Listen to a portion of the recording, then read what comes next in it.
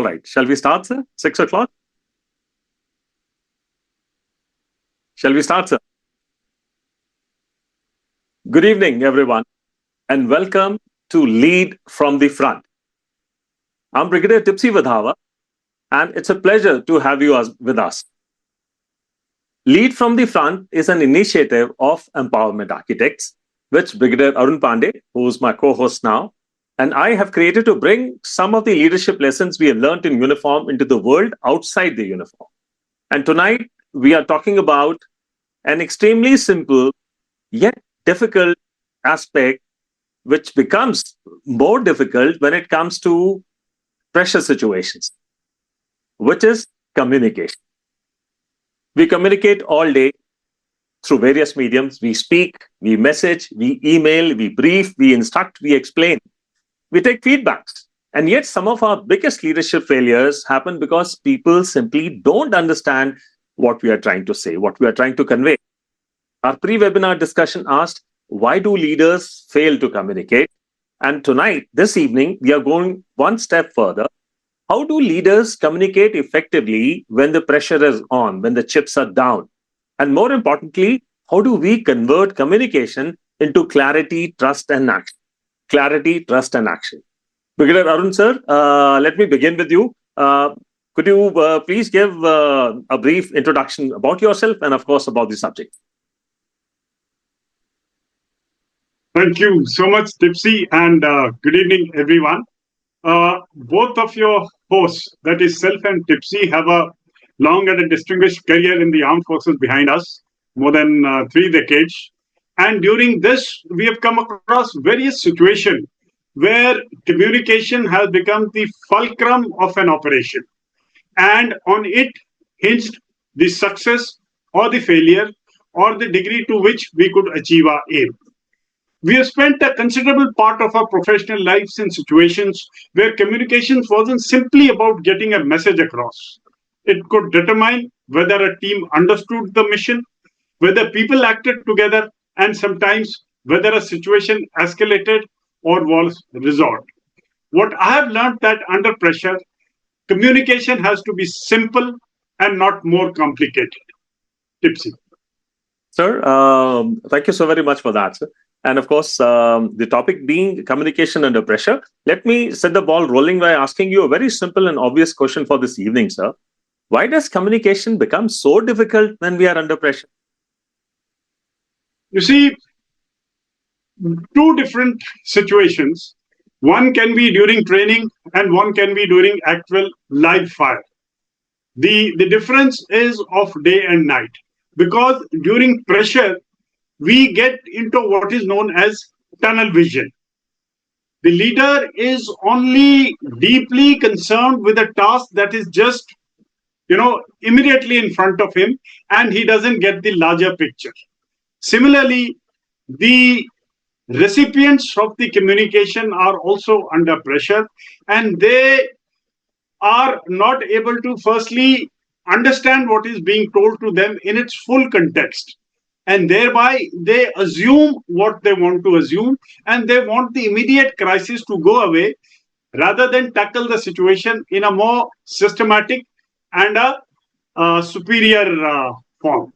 So, the leader may be thinking about the bigger picture, while the person receiving the message may be worrying about something which is completely different.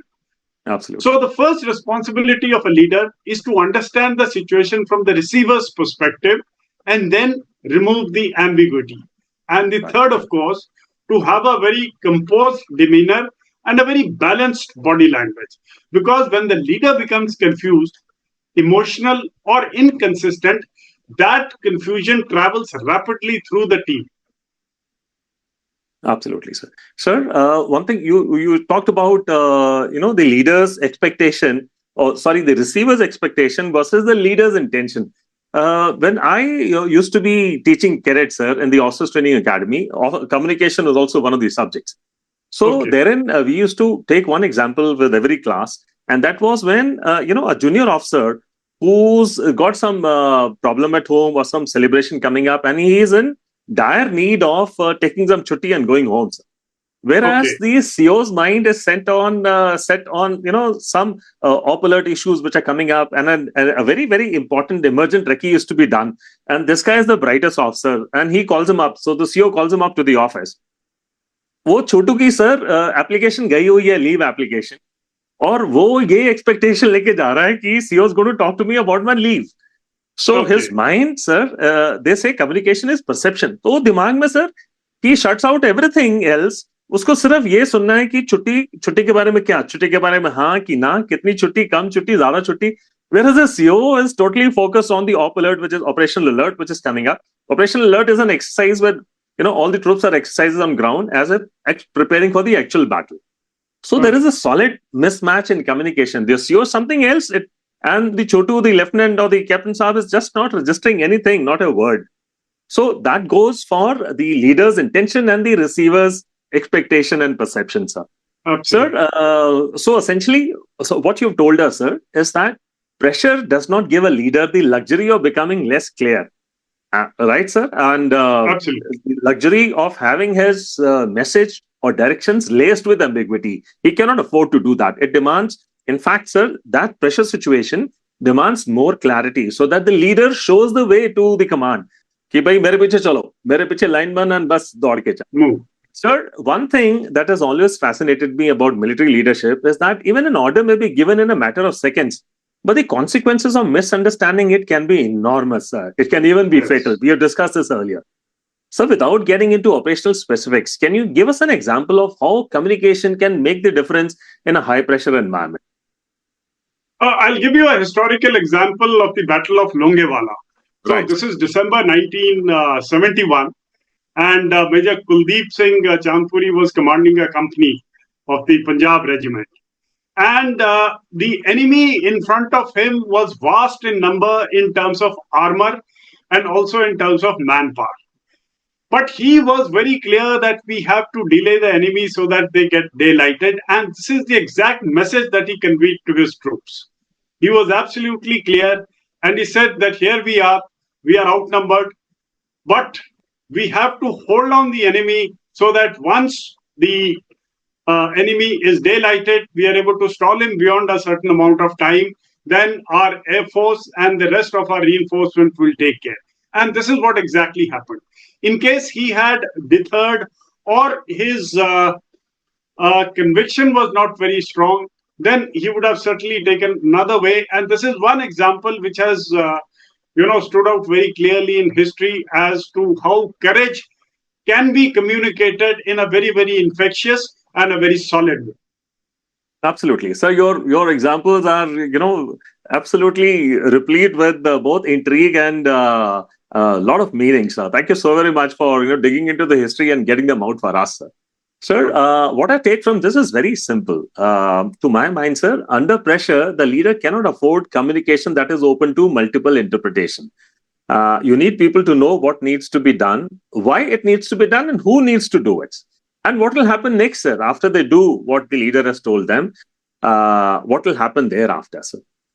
So most of us aren't commanding troops in a crisis. We are dealing with, now, if you take it to the other side, sir, we're dealing with teams, we're dealing with colleagues, we're dealing with clients, employees, bosses, and back home in our sweet little homes, the families that are there, sir. Yet these same communication failures keep appearing, sir.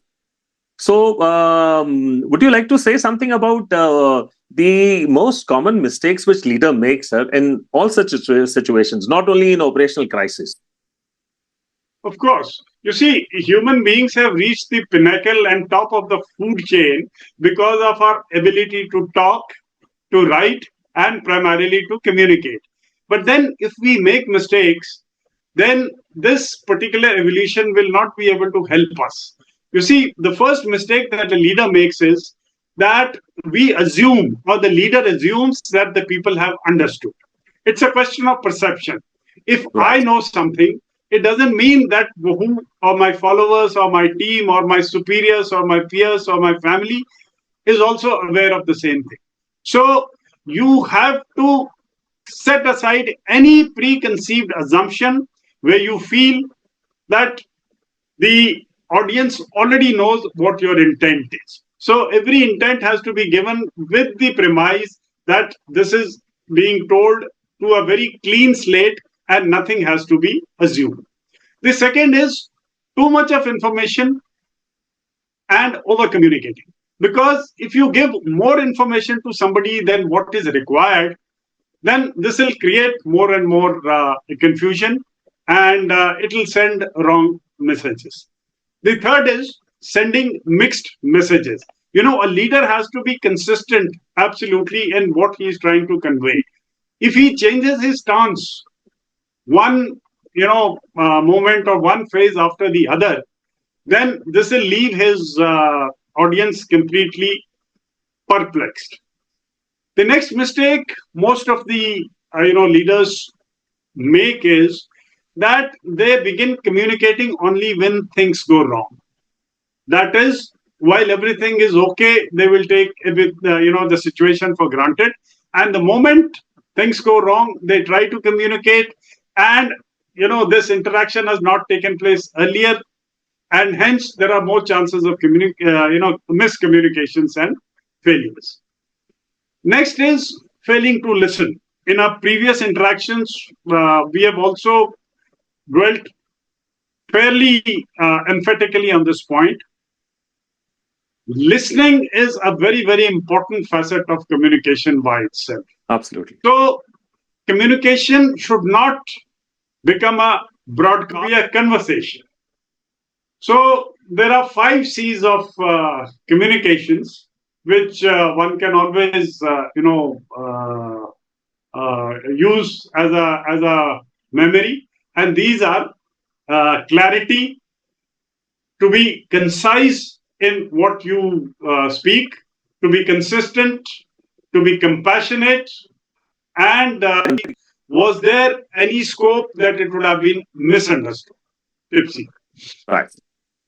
So we now come to the second C, which is C2, we will call it concise.